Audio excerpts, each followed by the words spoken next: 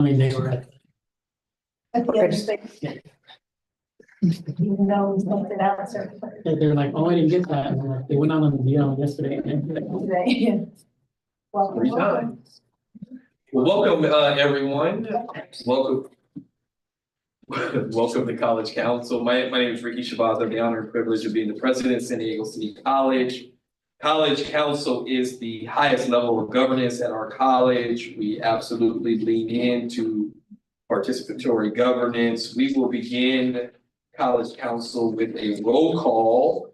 And as I introduce these amazing leaders of our college, know that if you would like to bring an item forward to College Council, you can do so by working with one of the leaders of the constituency groups and or reaching out to my office, either Angel or Tia. We would love to put together an agenda item to discuss at College Council.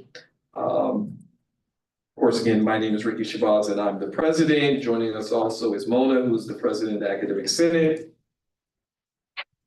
Oh, sorry. No worries. Tilly is the vice president of instruction. Present. Robbie is the dean of information and learning technology. President. Caesar is on a much deserved vacation. Daniel is not with He's on us, and he's also on a much deserved vacation. Suna is not here with us today. She let us know she wasn't going to be able to attend. Susan is the dean of institutional effectiveness. Present. Dee is the associate dean of nursing and the admin rep. Present. If we can make that change, Tia, she's the admin rep. Michelle is our student rep, and let me give a shout out to the students. They had a student forum yesterday, had a great time. Thank you all for putting that on. And many of the questions we're going to address today came up in the student forum around safety. Good to see you, Michelle. John is at Aspen, a training for aspiring college presidents. Filling in for him is a City College alum and longstanding employee of our college, Roxanne. Marciano is the vice president of students. Marciano. Present. Having some delayed reactions today. Sean is the president of the classified senate. Present. Justin was just elected as the past president. Want to congratulate Justin, but due to that, he couldn't be here today, but he'll be with us in spirit. These are the leaders of the constituency groups here at San Diego City College. Again, if you would like to bring forth an agenda item, you can reach out to any of them. They would be happy to facilitate it on your behalf. The second item on the agenda is the approval of the September 10th meeting minutes. I want to thank Janelli, who is still working with us until December, who does our meeting notes. He will be taking them over afterwards. Is there a motion to approve the agenda? This is Sean, motion to approve. Thank you, Sean. Is there a second? D, second. Thank you, Dee. Are there any corrections, edits? Hearing none, all in favor indicate by saying aye. Aye. Anyone want to abstain or object? Hearing none, motion carries. Thank you. Safety is, we are in the library, and I want to commend the leadership of the library, certainly under the former leadership of one of our deans, Robbie Ewell, our chair, Leanne, Daniel, the supervisory rep. And so we have a welcome on behalf of the library, and we will turn it over to Leanne, the chair of the library. Perfect. Right. Well, welcome you all to this kind of new space that we have here. We're in the process of getting it launched, and we're really excited to bring this kind of new service for our students here.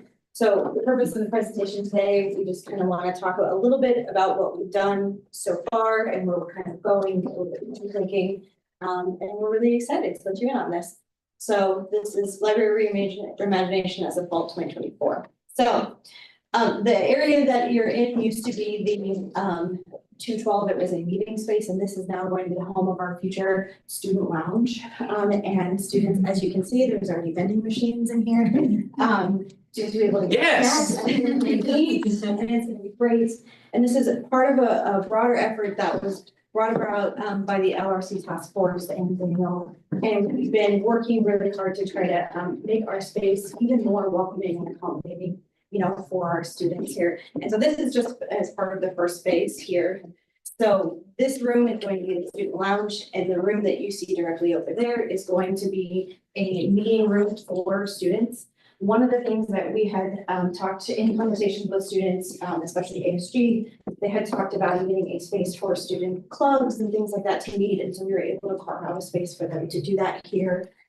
Something that they'll be able to book in the future. And in addition to this room, we've also done an overhaul of our reference collection, removed some shelves, and you can see this nice big open space you have outside here. And that space is going to be for collaborative student work and discussion. And so the intention of it is to bring some life into this this area, allow for lively, vibrant conversation right at the front. And it's gonna be a great way to get students collaborating and working together on projects. And this is kind of the overall layout for this first phase of what we're kind of doing. Any kind of questions or anything like that before I move into future considerations? Yeah. So what else will be happening here in the lounge? So right now, our plan is we just want to make this known as a space as a lounge for students to come in. In the future, I think we want to kind of take a look, see if there's ways to maybe book out the lounge for different kinds of things. But first and foremost, it's going to be a space for students to come and eat and relax. And so we want to kind of get that space up and going, and then that's something maybe. So future considerations, this is something that we've all been kind of mulling around in some sort of another. So our reference circulation desks are kind of really far apart, and students walk in and the first thing they see is our backs to them because that's the first desk there. And we really want to create a more welcoming presence when we first walk in. Consider moving the desks to be kind of forward facing and greeting of students. A larger library and instruction classroom because our current classroom only accommodates 25 students, and I did a workshop today that had 35 students in there. When you're trying to cram 10 extra students in there, it's a little difficult sometimes. And then carpet, lighting, powering tables, just lots of different things that we're kind of considering for the future in terms of getting this building kind of up and into the 2000s. And exciting staff changing ways. If we can go to the next slide. Is we have 2 new librarians. Yes! Onboarding. One of them Yes! here. Oh, hi. Okay, I'm Marlene Rodriguez. I'm the new Equity and Outreach Librarian here at City College. I started in July. I'm very happy to be here. We're happy you're here. Thank you. Yes. And so I am kind of in charge of doing outreach for the library, going out, bringing students in, making them aware of our resources, and making them especially aware for students of historically underrepresented backgrounds. So I'm doing a lot of outreach to student success programs, to different student organizations. If anyone would like to, please feel free to email me at any point and we can think of ways to collaborate and bring students into the library. And I will soon be joined by a colleague, a new information literacy librarian. Yes, and hopefully they'll be starting here very shortly, and the goal for this new position is to really take a good look and to create a robust information literacy program that kind of reaches students where they are in a variety of modalities and to kind of help develop the current course offerings in library services. So that's all I have on the presentation. I have a couple of questions.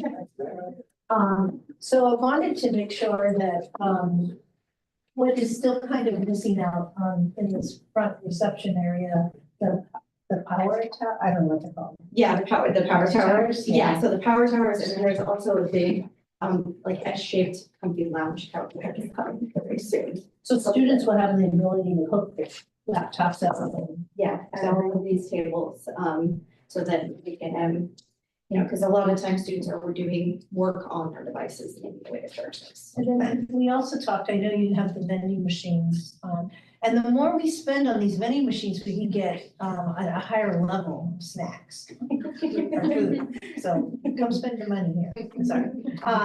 And then the other thing was, are we also thinking about coffee?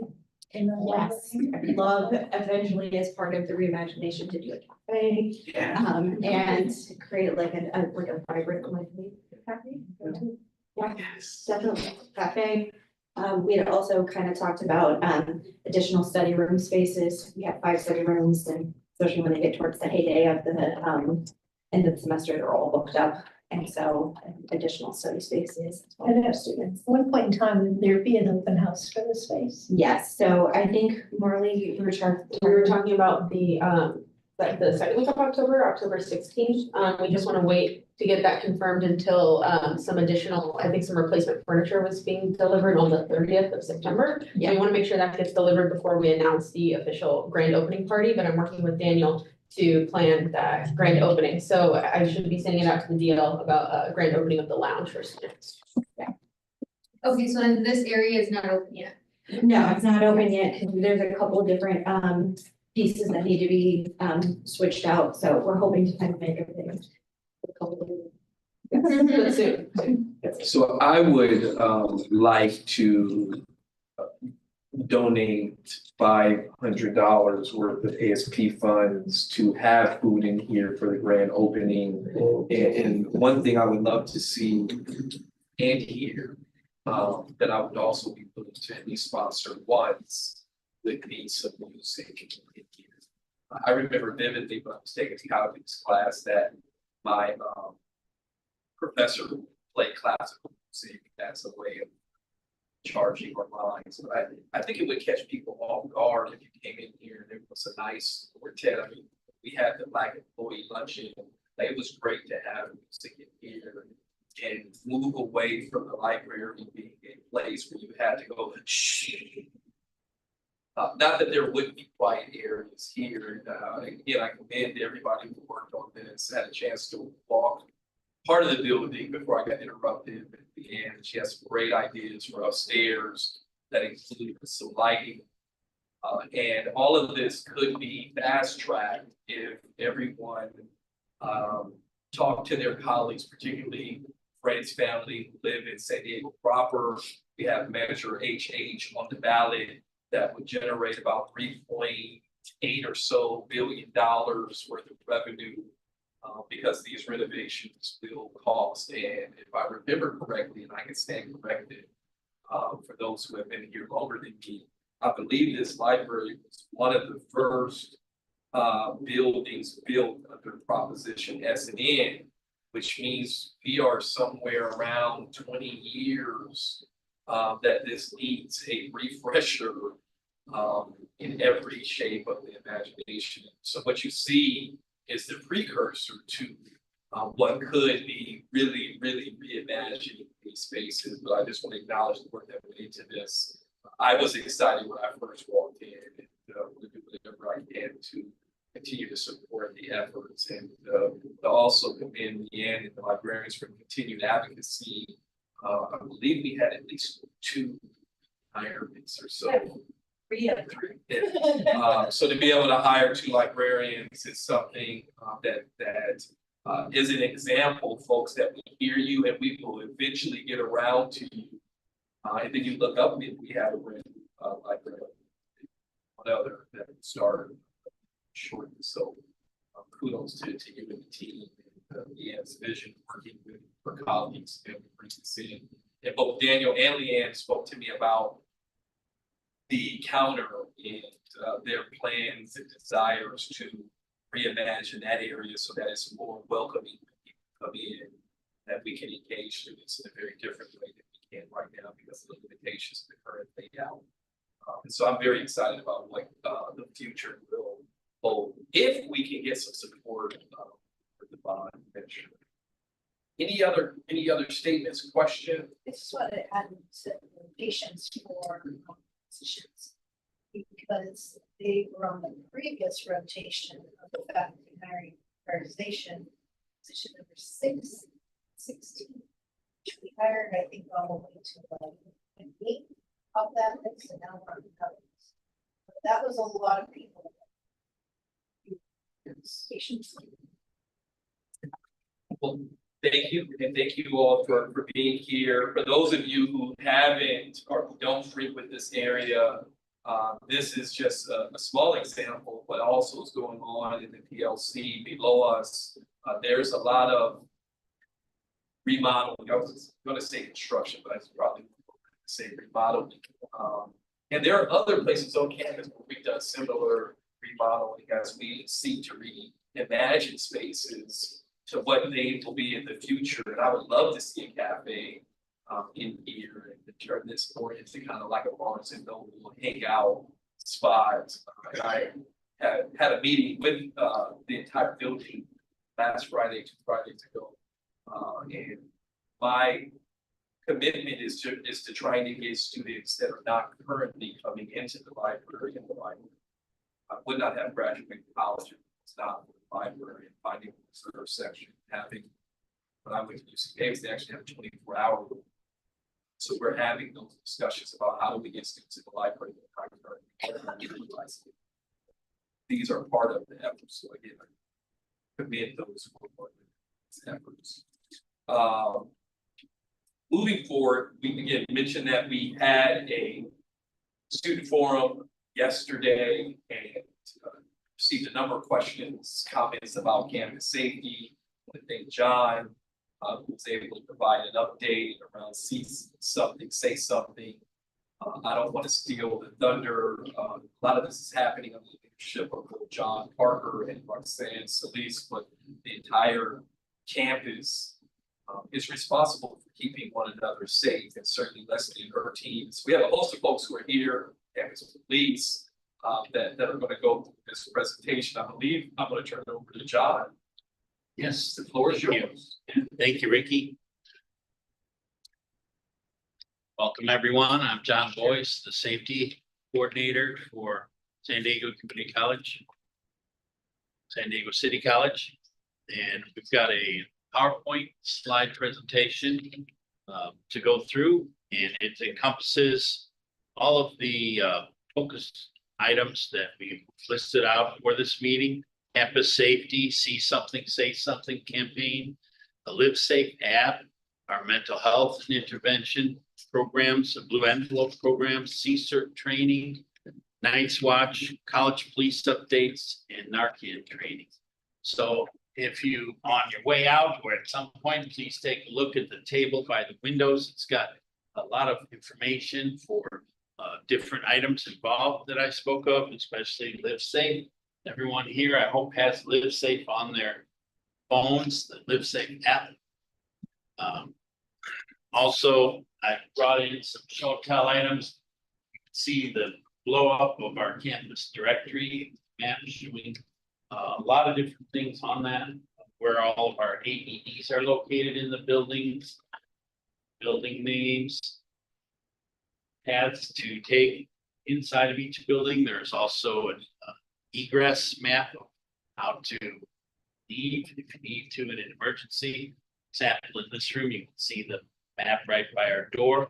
Below that is this poster, San Diego Community College District Emergency Procedures, which I'll be doing training on these items of earthquake, active shooter, suspicious activity, disruptive person, evacuation information, fire, hazardous materials, power outage, and unintended package. In addition, officers are helping us with a lot of training as well, including ALICE training. And I'll let them go into that when it's their turn. And John, if I could, can you begin with formally introducing yourself to those who do not? Sure. So I'm John Boyce. I'm the Occupational Environmental Health and Safety Coordinator. I've been a long-term adjunct at this campus, teaching a variety of engineering and technology courses. I've had a lifetime of safety involved in many different aspects of it, aerospace, manufacturing, detention, and I've always been also keenly involved in academia.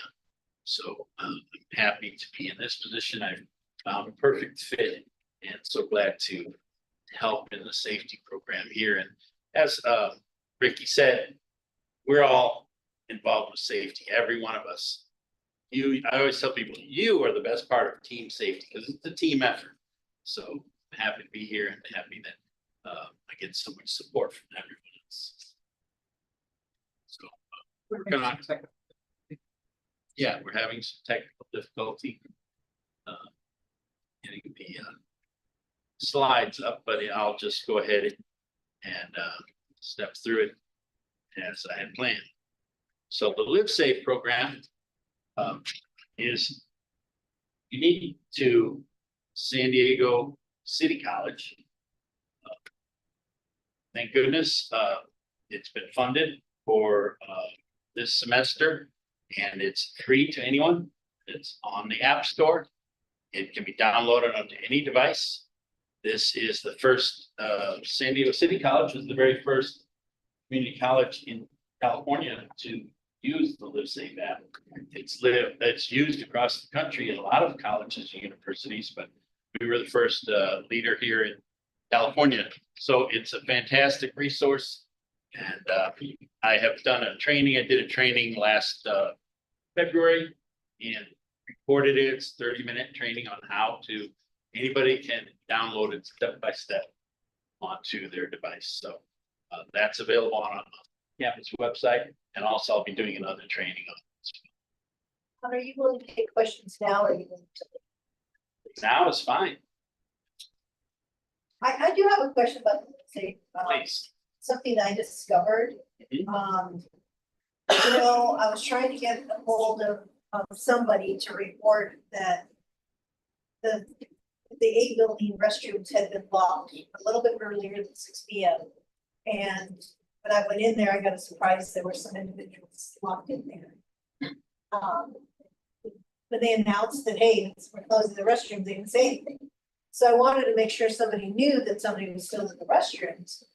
And for the life of me, I couldn't find the number on my phone. I kept looking everywhere and I didn't realize I had a different name on my phone. And then I didn't realize that when I came to the applicants, that I didn't realize I could just send a message like an email, because I thought it didn't go anywhere. But I didn't realize I actually could, right? So I just wanted to make sure people, I learned that the hard way. Oh, okay, yeah. So thank I you, just Tilly. kind of wanted to share. Yeah, so, Yeah, and I thought it didn't go to anybody. yeah, so the Live Safe app, you can anonymously send a message and it goes to the dispatch for our campus police. Or you can touch the icon and it immediately calls directly to campus police dispatch. And they take the information and send officers out to respond. And officers have master keys for all the buildings, so they can unlock doors and assist in many ways. And I was just careful because I was like, well, the building is now closed, so the restroom's closing, we're all leaving this room, right? But I didn't want to take it upon myself to escalate. So, and then speaking of escort, that's also a resource for calling to have an escort by the police.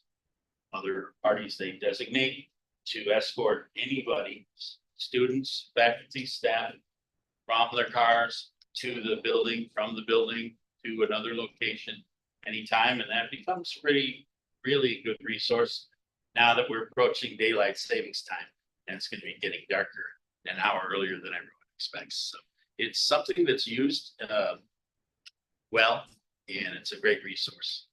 We have, and I would say that it's only great if people have it downloaded.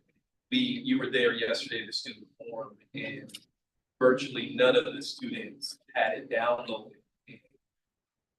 Patty and the graphics and John are rolling out the posters in areas that, for whatever reason, the posters no longer be there. But Mona and Tilly, I would hope that we could communicate with our faculty and see if they would be open to putting information on their syllabus, and they would be open to putting things on Canvas, Shell. And I believe, Tilly, you mentioned that you can put pop-ups on the Canvas Shell, that we would do that, because I was overwhelmed by the lack of awareness from our students yesterday about this app. And so we need further campaign. John is launching to get the word out about the app. That's great. Absolutely. So Roxanne and I went around campus last spring semester and see that Live Safe big poster hanging on the wall on the whiteboard. That's a sticky on the back. It's a giant sticker. So we went around and put them in most buildings in the most commonly seen areas. And we're gonna double that effort. Got a pile of the graphic is already made up. Gonna go around and put even more out to get the word out, get it visibility and get it. Can I add? Please. Great, just a follow-up question. Yes. I've done the same thing, where I reported something, we had 6 minutes, but I guess what you're trying to also say to me is, how do we know that they're going to respond? Who does it look at the protocol? I don't know, it's, Yeah, and goes to message goes dispatch. out and 24 hours a day, man, your campus police dispatch at the dispatch headquarters at Crazy Road and Friars Road. Right. And they send it to the substation officers. They have, you know, and where every officer is, employee officers. it's like this, what I'm concerned is that we don't have yeah, right, not just a receipt, but something that indicates something, even if we don't give us a report, but something was done about it. Yeah, what was Some- done? But there is, if you leave the app open. So if you Oh. report something, the Uh-huh. dispatchers are communicating with you through via text message. Okay. If you send, you can take a picture and send pictures through there. Right. So there's community, it's literally a back and forth. But if you close the app, then it's just like any other app on your phone. If you don't have notifications set on your phone that you have a notification or a message from dispatch, you won't know, you won't go back and see it. I I see can that. verify that it does, I've used it multiple I times. use it and had multiple multiple conversations with this, Yeah.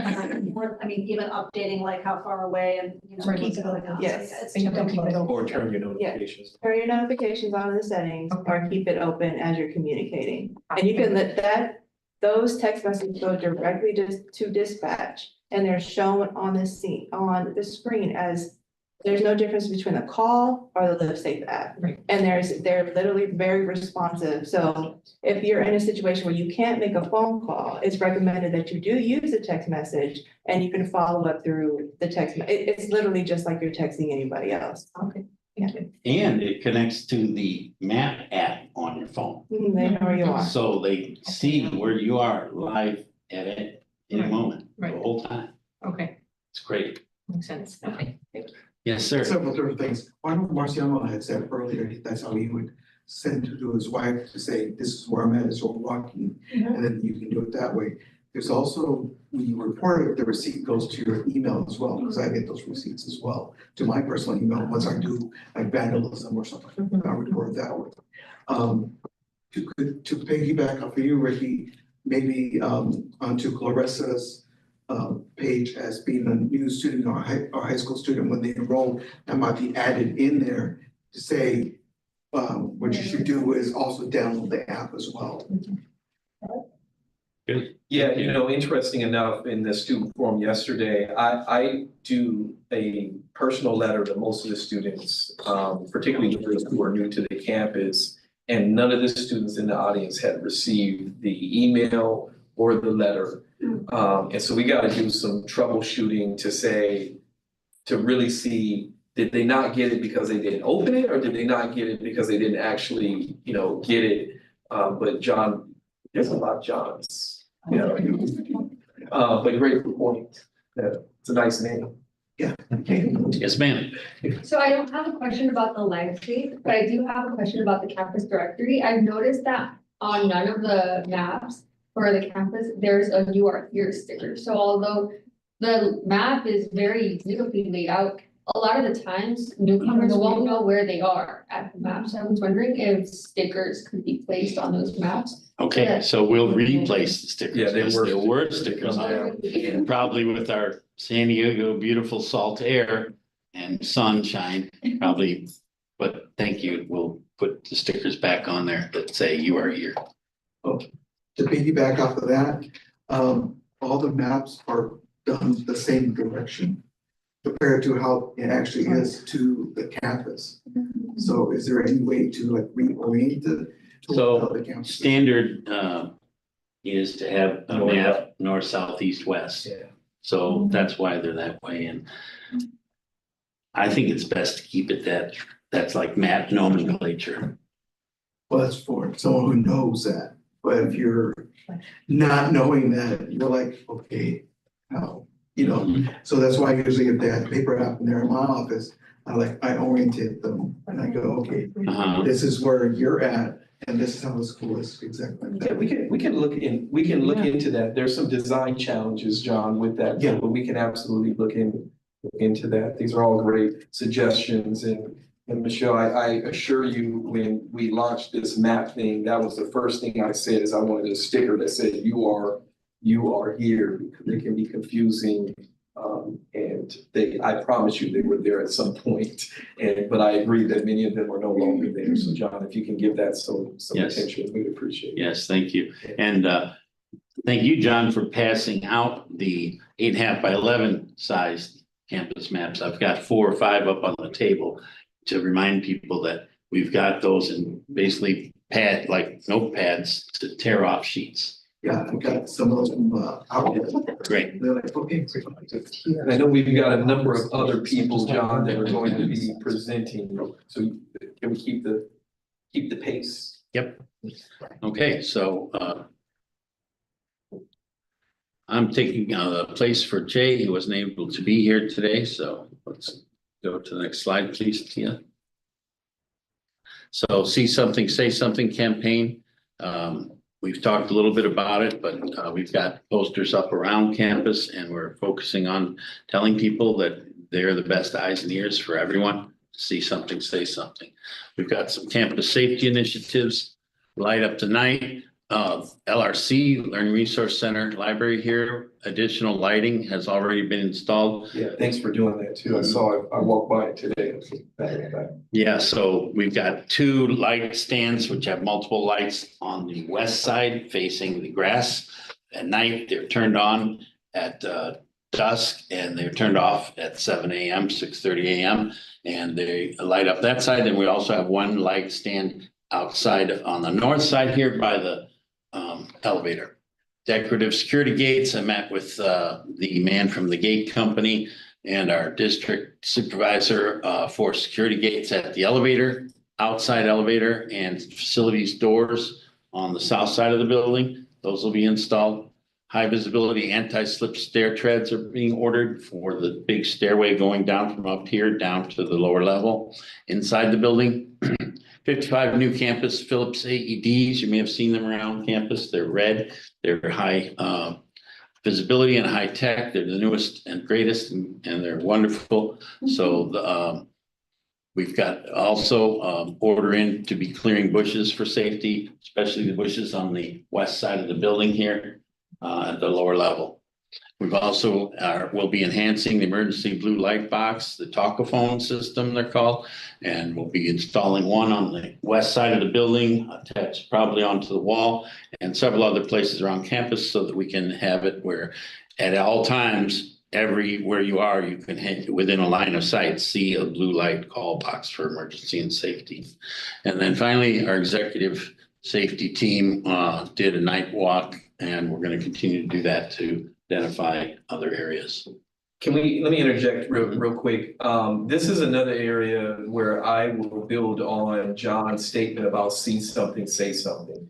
If you go into an area and it's not well lit, don't assume that the next person is going to say something. Please reach out to Jay, Roxanne, either John Parker, to let us know, because sometimes we might miss that area. But as John just mentioned, and there's a lot of Johns in this conversation, but we walk the campus at least once a semester when it's getting dark to try to find areas of campus that we can put lighting, or maybe there's a lighting out. And we do have these portable lights that we can bring in until such a time that facilities can hardwire lighting. But your input in these areas are very well taken. You know, if you're walking by an area and your instincts are going off, let us know so that we can light the area up like there's no tomorrow. And we did that, you heard a lot of references to the library because frankly, we were having a number of incidents in certain areas of the library. Mainly the path from the, let's call it the Seville or Lot 8, but the Seville parking lot to the elevator. So now there is a light there, and the fence that John referenced, we're going to put a fence there so that in the evening when no one is here, we're going to lock down that area so that folks cannot occupy that area of the campus. There was also a discussion about what we affectionately call the park in front of the LRC or the library, that we're looking into not only bush removal, but additional points of entry, because there's only one set of steps right there. And so there's a lot of attention right now being brought to the LRC, but that's because the staff have been communicating a desire for some of these things. So if you're in the area of the campus, don't assume that we know that there's a light out or there's something broken. Please reach out to us so that we can give that area of the campus some attention. And I'll just talk about one that I thought I had seen, Steve, and I want to just give a shout out to Steve, our new supervisor over facilities. But the facilities team is greatly understaffed, but they over deliver in the things that they do for our campus. And I think I have them working right now. I'll call it affectionately the shrubbery in front of what the parking garage, Which one are we talking about? the one near the Child Development Center. Yeah, that, I don't know what lot. Is that three? Lot 3. Yeah, so if you walk by lot 3 lately, there's like a small forest in front of the parking garage that we are seeking to put some weed barrier and some mulch down there. You know, because we just don't have enough gardeners to keep up with the size of the campus. So I'm trying, I don't know when some of these bushes were ever in, but some of them, there are things living in. So I'm trying to remove them so that we can put mulch down. What that also does is it takes the pressure off of facilities of having to maintain, you know, a hedge is only as good as you can edge it up. And we just don't have enough folks working in that area to be able to do that. And so we're removing them slowly. And what I love is that we have the best gardeners that I've ever seen. There's just not enough of them to maintain the spaces. But one example that I'll give you, there was a hedge in front of the bookstore that I would regularly have things run in front of me when I get here early. And so I, you know, requested that they remove it, but they put an amazing, I don't even know what you would call, but they put an amazing group of plants inside of what was shrubbery. And so we're doing the same thing around this building right now to give less places for things to hide. Yes. I totally support this, and I understand see something, saying something, but I'm wondering if maybe we can consider changing the language so that it feels less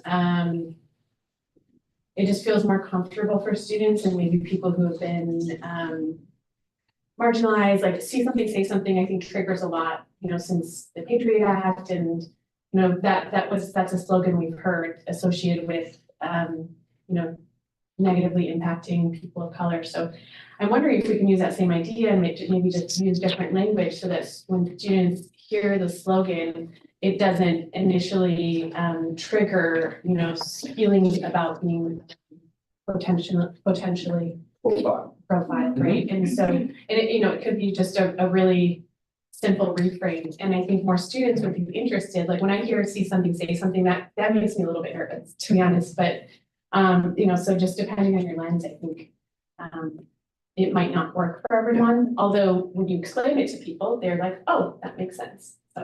Yeah, and I would, Marciano, if we could have, and Michelle, if we could have Adon work with ASG to offer some feedback on language that is more inclusive and less likely to be interpreted as profiling, because I do agree as I hear it, having been profiled myself at the time, you could see that. And Mona, if you have a suggestion of some language, we're open to it.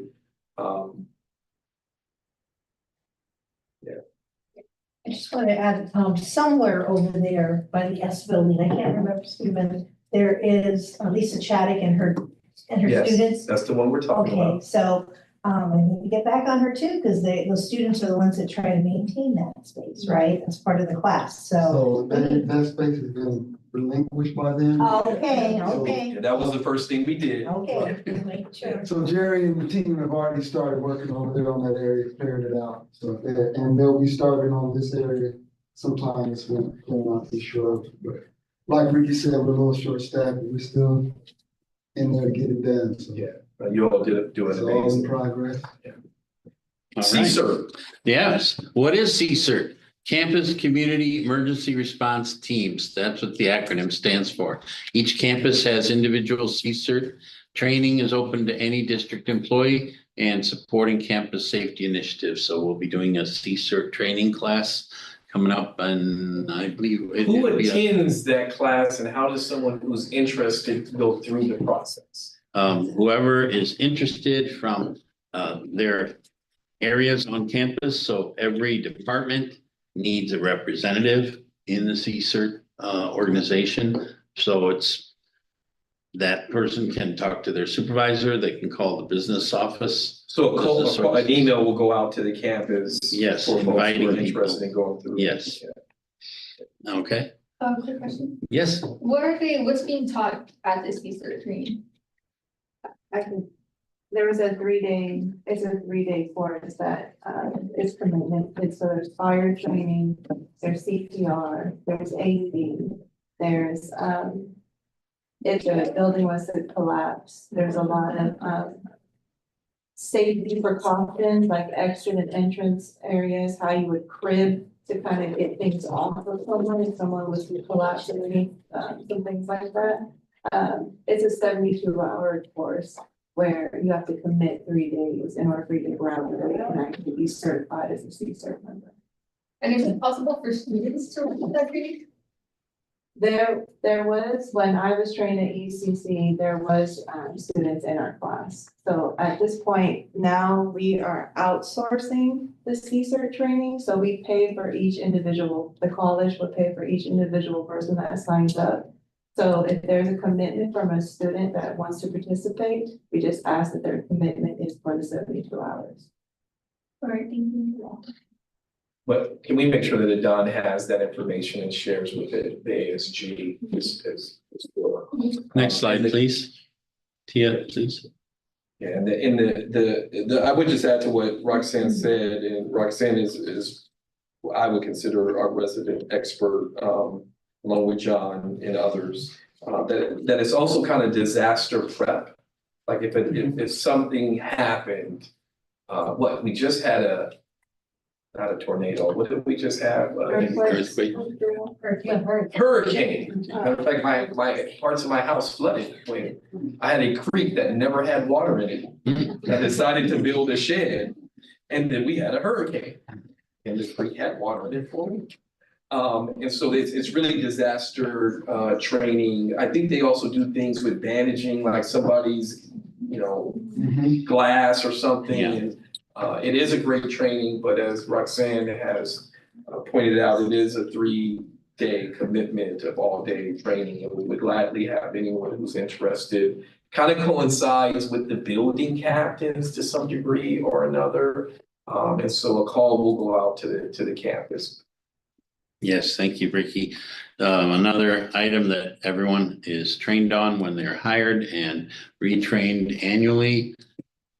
Fire extinguisher operation, how to operate a portable fire extinguisher. Everyone should remember the pass, hold the pin, aim at the base, squeeze the trigger, and sweep. So that's the pass system. Next is safe walking.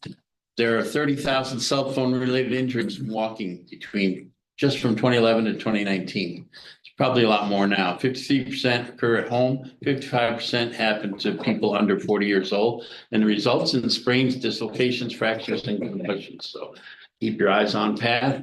That's one of the messages also in our training.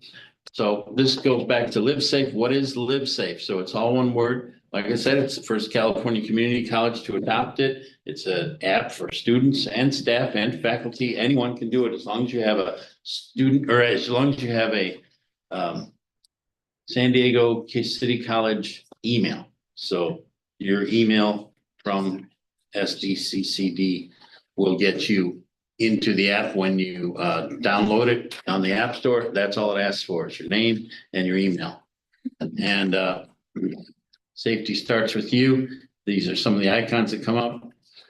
Next, we've got the Health and Safety Committee on our campus. The charge and decision-making responsibilities are the Health and Safety Committee reviews district policy number 4800 annually and ensure campus emergency plans and procedures that support the district policy. We develop and prescribe direct measures to reduce workplace hazards.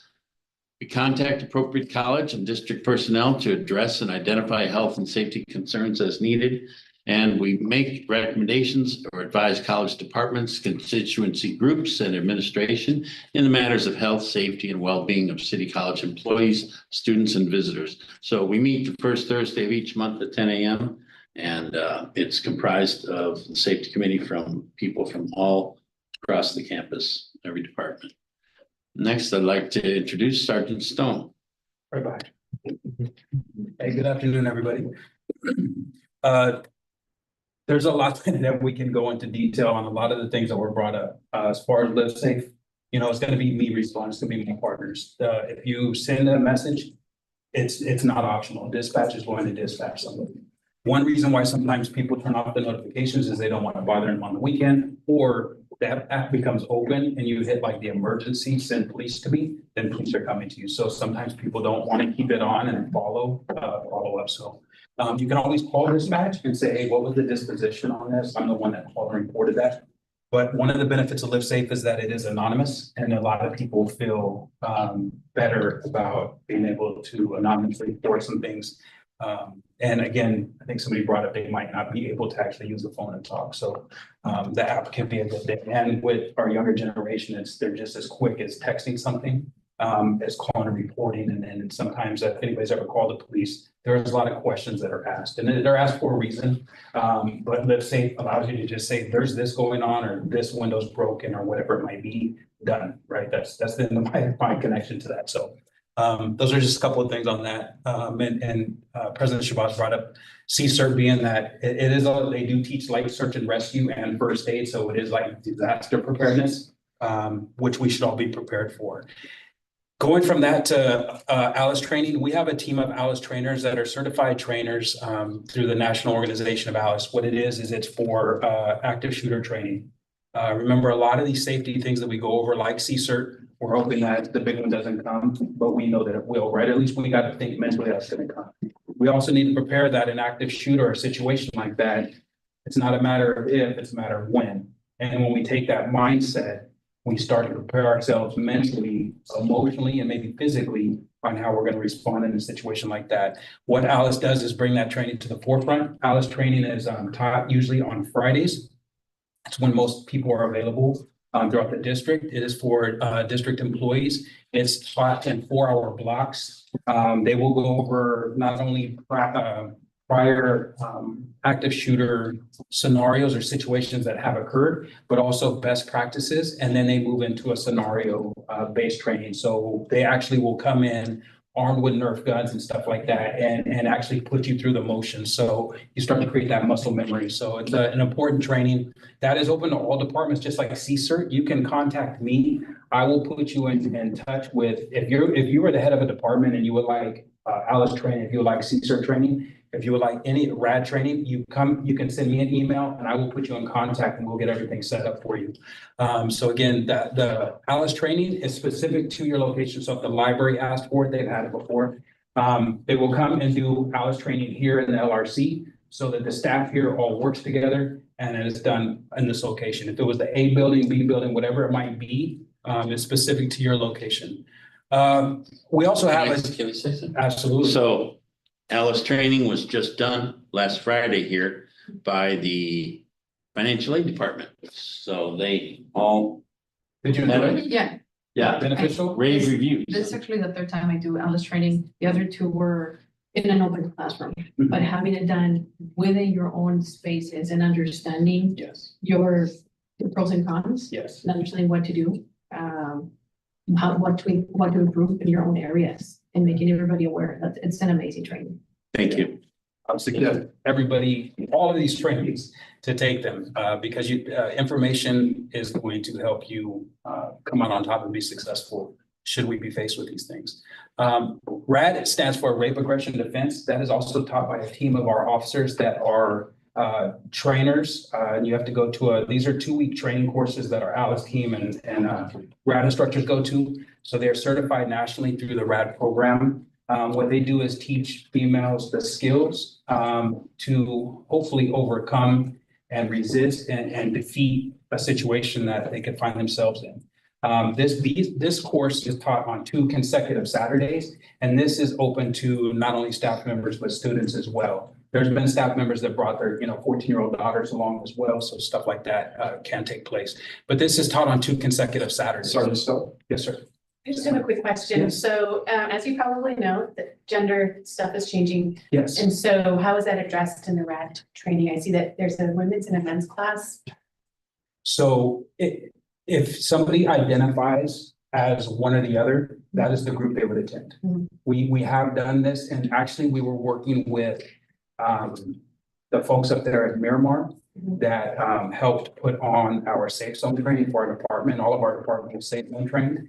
And so we were working with them to have a specific class that may make a group of people feel more comfortable being around each other. So that is in the works, and that would probably be sometime actually in the summer, next summer. So we are looking to put just a class like that, but if you identify, whatever gender you might identify as, is the class you would attend. Did that answer your question, or? Yeah, I just know that there are in-betweens also. So Yes. just something to consider for the future. Yeah, the only thing is, like RAD is a national program required by the government to have all colleges must offer a RAD class. And that language is something that's on a national level and not something that we choose individually. We don't pick the names, acronyms, or anything like that, but we are required to have this course offered it to our district staff and students. Thank you. Next slide, please. I think John, one of the Johns, spoke about escort services on campus. Just know that you can contact college police at any point in time. If you are going to be here late, as the time changes or it's dark or something is going on in your personal life, and you may just not feel comfortable on that day, getting to your vehicle, or getting off campus or getting from your vehicle into the campus. Please call college police. If you do on the app, make sure that you if you're working late, you're the last one in this building, go ahead and send that notification saying, I'm gonna be out of here at 9 o'clock. Can you have an officer, arrive to give me an escort? That way where planning can get here by 9 o'clock, because if you send the request, it might take a little bit of time. Because it's an escort, but we do offer escorts Monday through Friday, 24/7. So if you were here getting early, we've offered escorts to individuals that show up on a Saturday or Sunday. Could be the president of the campus and may forgot something in his office. And not knowing the environment in which you might be walking into, it's always safer to just call and let us know, and we can arrive and safely escort you to or from. And this is available to all staff and students. Sergeant Stowe? Yes. Yeah, I have another question. So a lot of our students do ride on the trolley. Would that be a place that you can escort to? We can get you to the edge of campus, which would be, across from the smart corner. So we could escort you. Say if you were coming from the cafeteria from the D building, that's a long walk. And if you were walking that by yourself, you could be in the cafeteria, all of a sudden it's empty and you realize I'm the last one here. Yes, we would be able to escort you all the way to the point, to the edge of the campus. Now, I don't know that we would have to stop, but our police powers don't stop there. But that's what we say is through our district property as far as escorts. Thank you. Mm-hmm. Do you envision any potential in the future for escorts that are not police or not dressed as police? I know that wasn't an option previously. I know that there are students who may not feel comfortable calling for a police escort, but they might benefit from an escort in general. Right. I think so we do have our sworn side and we have our non-sworn side provide escorts. And when we have our city nights that are up and running, they provide escorts. And I'm not sure if there's a city nights active program right now. It's going to be reactivated with the time change. Okay. The daylight savings time. So No, it's. So my understanding is that, Joel, the vice chancellor, who, the police report to, is considering launching a cadets program This is true. that involves students who are interested in some aspect of law enforcement. It could be criminal justice majors, could just be you're interested in law enforcement. That's as much information as I have now. And so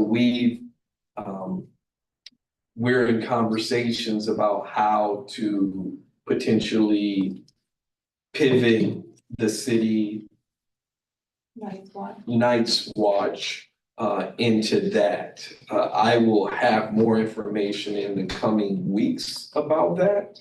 But I do know that the vice chancellor is interested in doing so. And I'll also say at 2 other campuses that I worked at, we had similar programs that were students in polo shirts that were interested in going into those fields who helped. And so I've seen the cadet program work in other campuses that I've been on.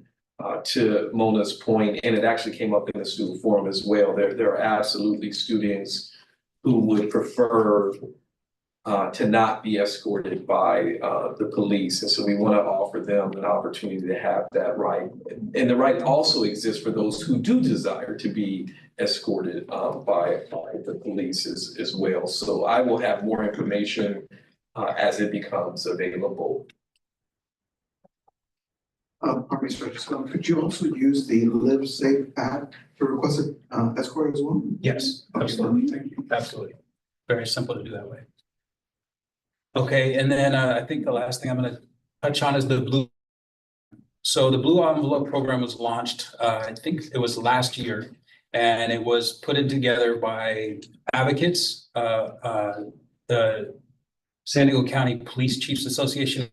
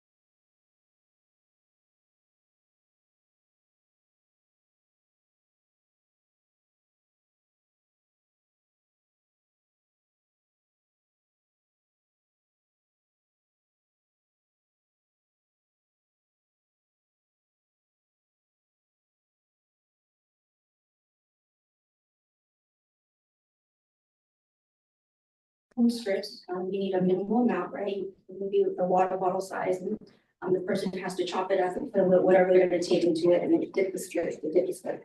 The results are very the opposite of everything I was taught as a nurse, and we've all taken COVID tests, right? This is what I tell the students. We've all taken COVID tests, and 2 lines means positive, right? This is the opposite for fentanyl testing strips. No line, so it means it's positive. If 2 lines appears, that means it's okay to take it, which is absolutely contrary to everything that I was taught and everything that we do. And so that is gonna be our harm reduction, we focus on this year. We have we have plenty of Narcan, we get it from the San Diego County. And the fentanyl testing strips are also free. Both testing strips that we have, the same thing, so I have not come across fentanyl testing strips that are what usually is 2 lines positive. So that is gonna be pretty much the focus. Education, outreach, and moving forward, anybody in this room, you guys go out in public, so it's gonna be probably a whole community. I was able to bring, a little bit of a copy of information of what we showed students. In the classrooms, everybody's going away by this, and so I'm pretty sure that you guys are also shocked.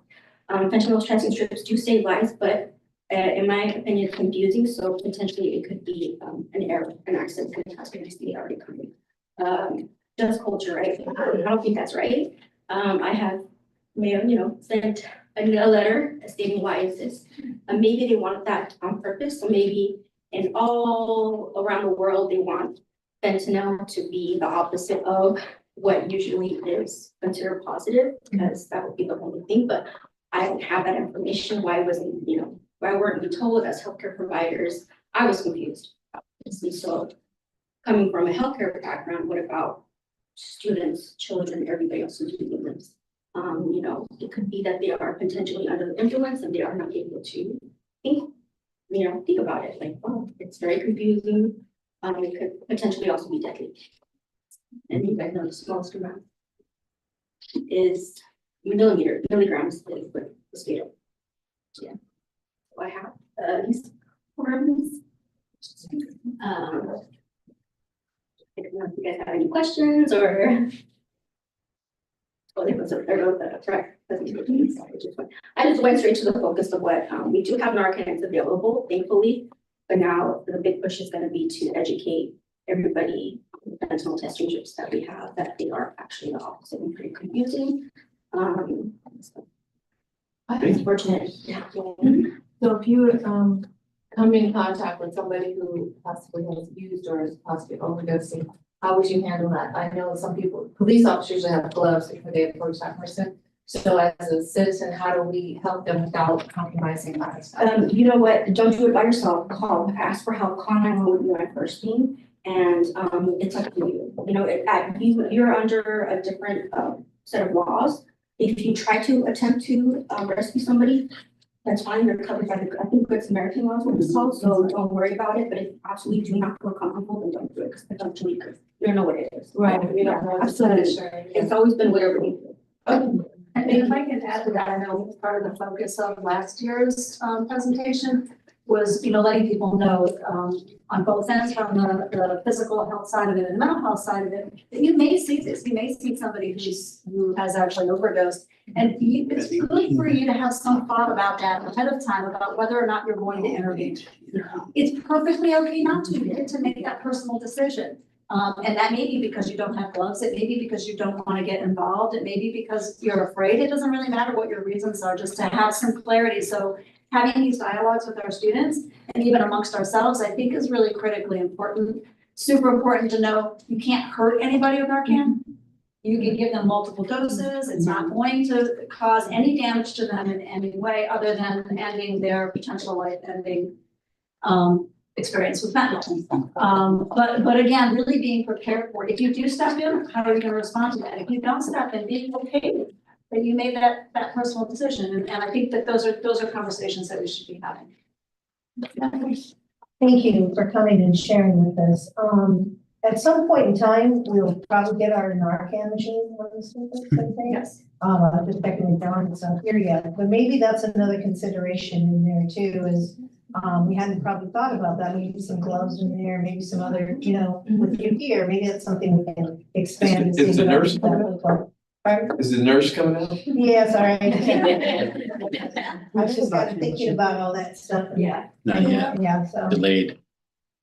it's been delayed. Out of curiosity, have we had cases here within the campus? And if we have, are they increasing? It's just basically not going away, because our students are coming up with bigger and better things. Okay, so as far as people getting the opioid is not going to go away. It's probably going to be, it's just right now we're working on harm reduction, maybe recovery, maybe establishing that's what they're. Without health coverage. So it's gonna stay, yeah. I don't just want to stay with whatever.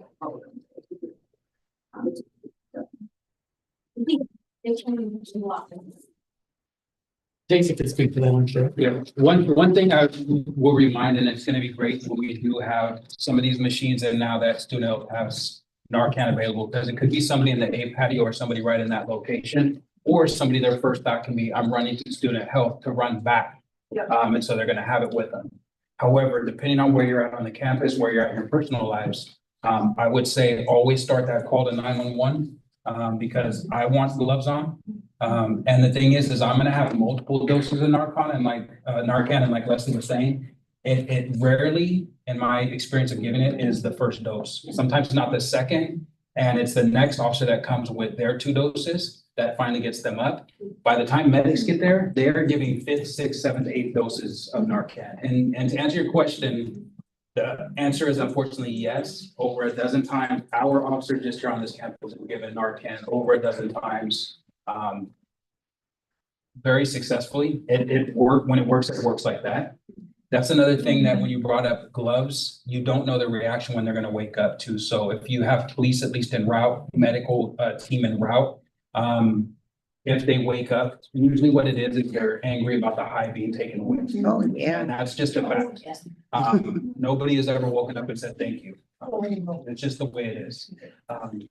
It's unfortunate, but I would say, so have police, medics en route as you might be able to assist, or flagging someone down saying, hey, please call 911. You know, this person suffered a medical emergency. That way we're en route, medical teams en route, because it's likely gonna take, you might have on. Yeah, it is. I have another question. How can we even identify when someone is having an overdose or when someone is just kind of sleeping? Because I mean, we're in downtown, there's a lot of unhoused people here. Correct. How can we discern between those? So you always, it's awareness, right? The level of awareness, breathing. Breathing is gonna be very slow, shallow, and color. They look pale, because they're not getting back. So their face might turn pale, their fingers might turn pale, but mostly their awareness. The person could be the person like, okay. And then. So in a person of color, the pelvis will be in the palm of their hands. Or you could see it in their eyes. And if they have their eyes open, they're gonna be dilated. Oh. And action, and I wouldn't say to Even go if up they go with you. and try to disturb people, and wake people, you know, I wouldn't recommend that. However, if you were to say walk by a location, somebody was kind of slumped over in an awkward position, and then 5 minutes later you walk by and they're still slumped over, in an awkward position, haven't budged, that's something you would see and say, hey, I want to call. Again, you shallow breathing, it's louder than, you know, if you're just sleeping. It can sound like snoring, but it's more of a gargled snore. We've had facilities up here in Fern Plaza in the morning go by and, you know, because they're facilities and they got to start, you know, cutting grass and stuff like that. And they'll say, hey, buddy, you got to wake up. Hey, but there might be 2 or 3 team members together trying to wake somebody up. And then they're always going to call us. And that was one of those that we had that was overdosing at the time. And so they recognized that once they got up, there was no response to the sound, no response like, okay, give me a minute. They were just there. And so that's one of the situations that I can say. It was early morning, so. In multiple locations, those situations have been reported and called to campus police. And the kind of response that the dispatch has given is, well, is it an emergency? We're not there to assess. We're there to report. Yep. And I've reported that to a different Sergeant Mason. And one of the trainings that he gave us is in multiple different areas and different departments, actually without us even talking to each other, brought up the same issue. Where somebody called, whether it's a staff, student, faculty, whoever it is, we're asked multiple questions, but when it's a situation like that is, what do you want me to do? Get close to the person and actually do the opposite? Right. No, we're not there to assess. No, and I wouldn't recommend that. Again, you don't know what you're getting yourself into, but I would definitely want that call. And this is something I can maybe bring up with the dispatch supervisor, and have a conversation. Yeah, thank you. Because I'm telling you, I want to be there. So I want somebody to tell me, hey, you're needed over there. I don't want to be somewhere else. So if you're calling, I want to be there right now.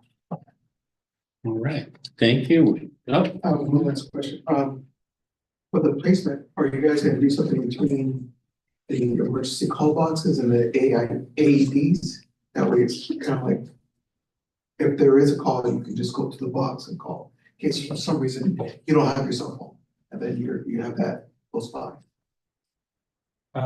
Utility, do you know where the locations of the Narcan, the My dispensary? understanding would be, it's gonna be on Curran Plaza in front of the Yale building. yeah, right? so Current Plaza, the south side of the L building, right now where there are two vending machines, it's gonna be next to those two vending machines as another vending machine. So make sure you get the right name. It'll be, there won't be any mistake. Okay. With that, I'd like to introduce Leslie Easton and Diana Hernandez from Mental Health Counseling. I'm gonna make one last comment, which is, for any of you who may have known our policy last year for Narcan in the health clinic, students, when they came in, had to go through kind of a process to get the Narcan. That is no longer the case. They can come in and be given Narcan. They don't have to come in and be seen as a patient to do that. So we're really trying to cut down on, create more access and cut down the barriers. Letty does always instruct them or one of the other nurses on the fentanyl test strips if they're asking for those. And they're also shown how to use the Narcan, but that is literally a 1 minute. We can do it in the lobby. And so we make it really easy in and out. Have our student, suicide prevention there yesterday. We gave out, I can't remember how many boxes. This one, that policy is changing. Yes. So I'm just gonna ask you all, if you can stand, because the bear woke up next door. Yeah. So now none of us can hear. Sorry. Yeah, no, it really is hard to see that. I wanted to see that beautiful jacket.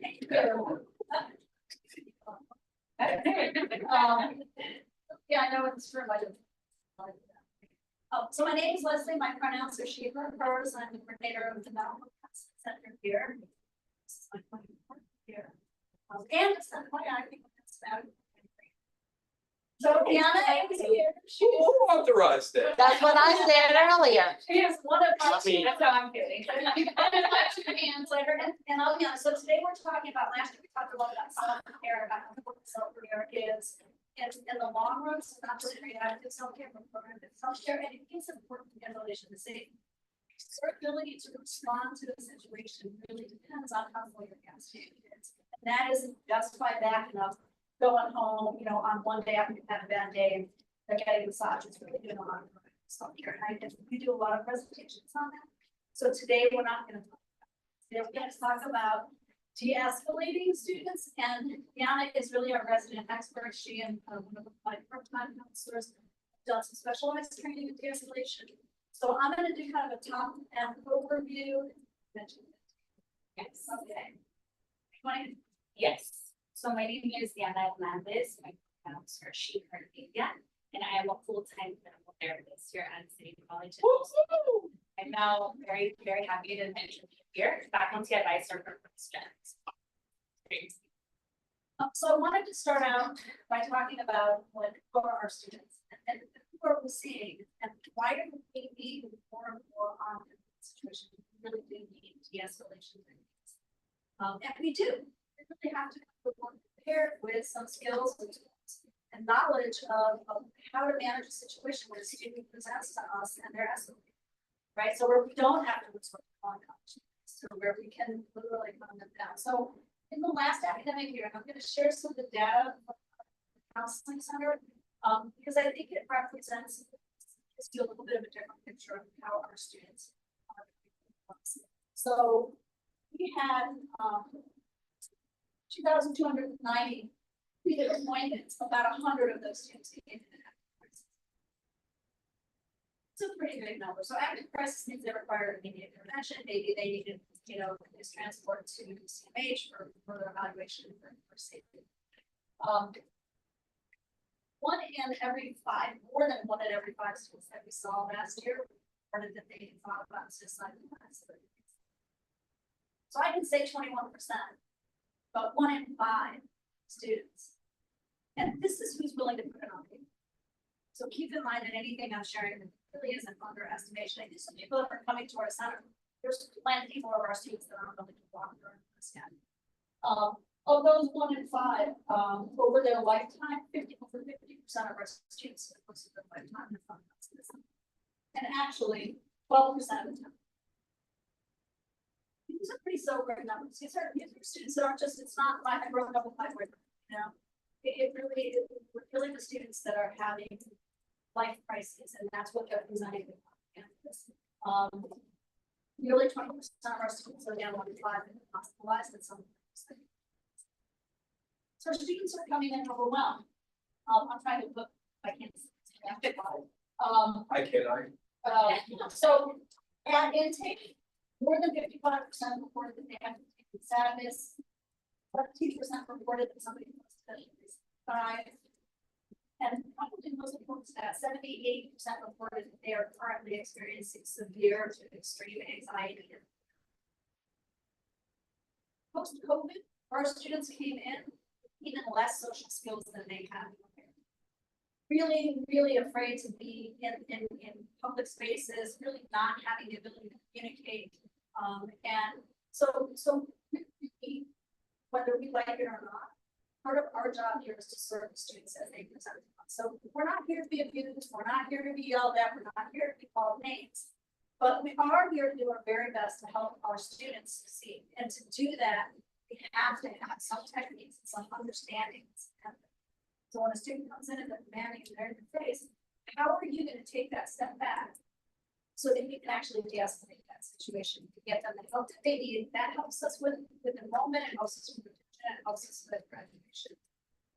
I could go on, but I really think I will. I guess I can say really quickly, what is a student in distress? We have a slide. What's a student in distress? I mean, that's kind of a silly thing, but a student that's nervous, anxious, crying, sad, it's demanding. That's a student that's in distress. They have a need that's not being that they're not here to try to make the day a bad day. They're here because they have a need that's not being met. They may not even have the link to social skills to ask you for that. So sometimes our job is we have to think harder, we have to perform more, and we have to use more techniques to be able to help that student come down so they can figure out. I turn it over to Brianna. So typically we do a very in-depth training for the sake of today. We wanted to give you potential tools or techniques that we realize. These are often techniques that I see across many trainings. We were trained by the Diffuse Institute, but I've seen it almost nearly anywhere. There's 3 key points that I really want you all to kind of take away. The first one is to be present. So if you do have a student that is in distress, do your best to act possible. Sometimes we're running on automatic, or we have an assumption of why that student may be upset. So active listening is going to be key to determine what need is it that they're presenting with. We also really encourage you all to do your best to demonstrate that, you know, care, acknowledge their feelings. I'll also say acknowledging is very different from me. Or saying that this behavior is okay. It's more so I can recognize that you're sad, I can recognize that you're upset in this moment, and I'm here to support. So that's going to be very essential. This is what we do in our own sessions. I'm just going to kind of highlight that. We do offer a training with that being said. In the future, you see anything regarding like validate, appreciate, refer, we go more in depth on how to do that. We also encourage you all to explain the policy. Sometimes students are really confused about what's happening, and sitting down and giving them a more thorough explanation is actually very helpful. And then I think the last part that I have on that is try to collaboratively work with students. We often find that students feel like they're being told what to do and they're not being acknowledged in the process. So that's going to be really important. The other 2 parts actually happen outside of here, which I find quite interesting, is practicing emotional regulation and self-care. Emotional regulation is a technique that we often teach in a lot of therapy, but it's essentially your ability to create a pause between your reaction and then your action, right? So it's like your emotion in the moment and then what you're gonna do. My biggest encouragement to do that is, if possible, when you are encountering a student that's in distress, see if you can ask them, can you give me a moment? I'll be right with you, I'm gonna try to get someone to support us. That might also look like modeling non-verbally what a pause is. So maybe going. Maybe moving our shoulders a little bit, right? That's gonna cue the student into knowing, okay, we need to take a pause. And then I'd love to ask a question, actually. Raise your hand if you sit in your car before. Okay, yeah. So we're all doing emotional regulation. It's actually a very automatic way. We also do maybe when we wake up, when we get on our phones, not the best, but maybe we're laying in bed for a little bit, right?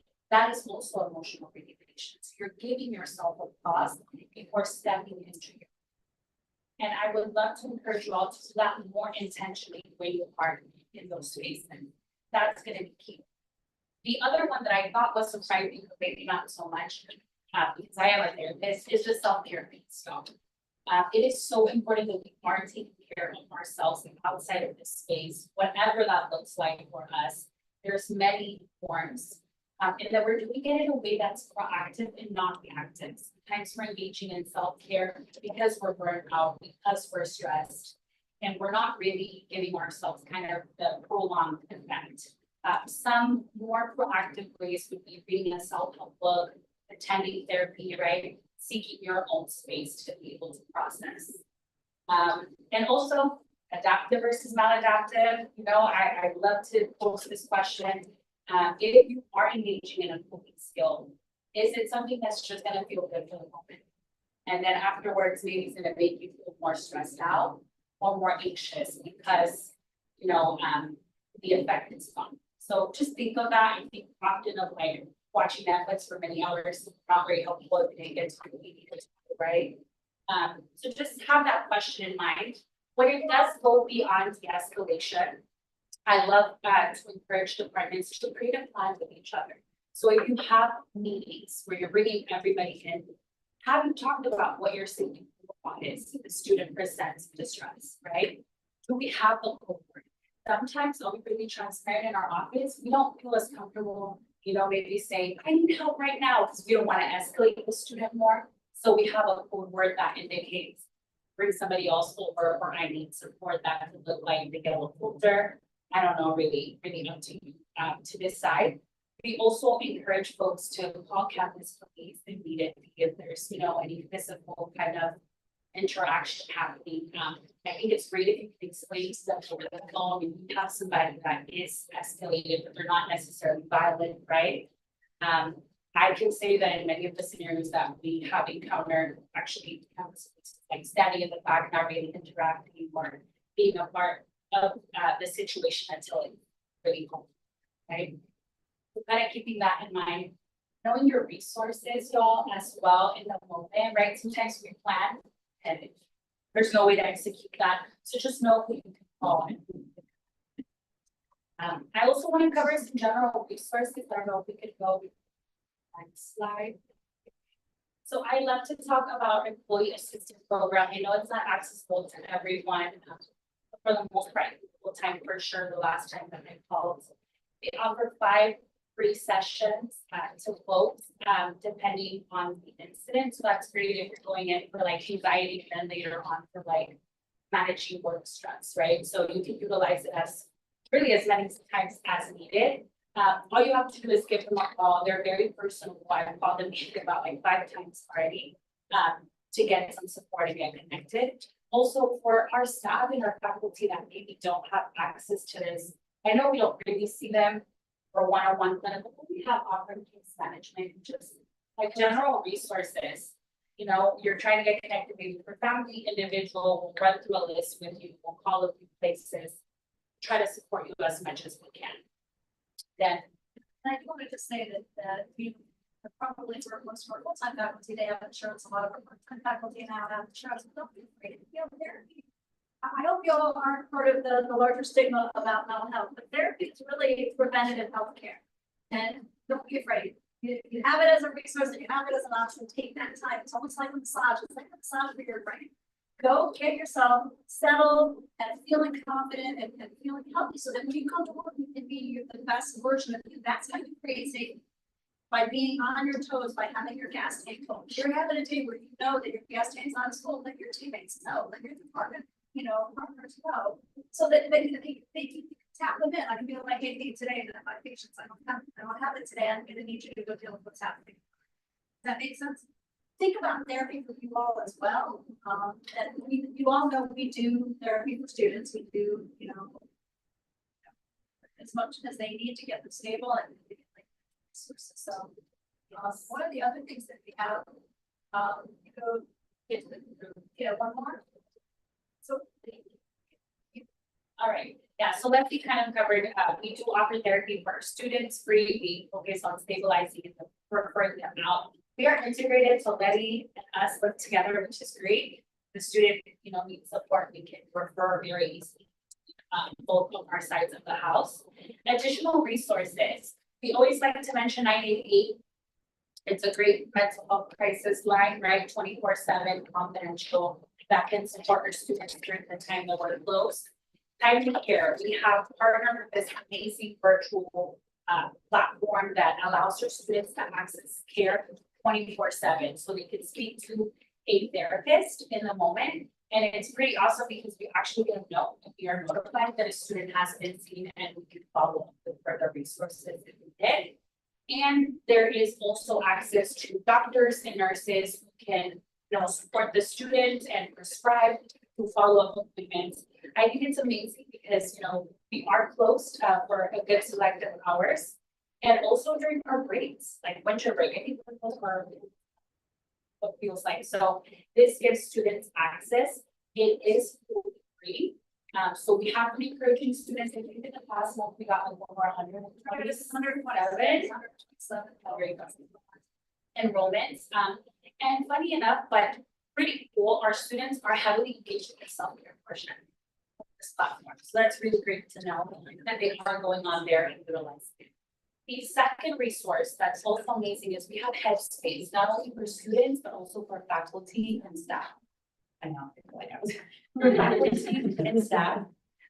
So we want to encourage you to download it. It goes for a lot in the community, y'all. It's pretty expensive to keep. And this is something new. So historically, we've had it for students, but we were able to use some of the state chancellor's office funding for mental health to support faculty and staff directly. And so we have apps now for faculty and staff as well. So these QR codes there. Yes. It's a 1-year free premium subscription. Yes, please utilize it. For both of this, it's gonna be the city college. Do we have any questions? I think that's it. So let's give everybody a round of applause for their presentation. We have mental health program in the country. And that is joined by the best group of professionals that you all heard here today. Sergeant Stone, both of the Johns, Leslie, Steve, Roxanne, Jay, all the building captains. There are multiple layers of conversations daily about campus safety. But I will echo that it really does require us to communicate effectively with one another. I also want to acknowledge that Leslie and her team, much like a lot of people on campus, but Leslie and her team do a lot of grant writing. The resources that are required and necessary to run the type of mental health program that we have here far outsees the funding that we get through student fees. And to Leslie's point, I've spoken openly about my own counseling to try to encourage therapy, to try to encourage communities who don't look at therapy as being a positive thing. And we infuse, frankly, hundreds of thousands of dollars into mental health when we had COVID funds. Now, those funds are no longer here.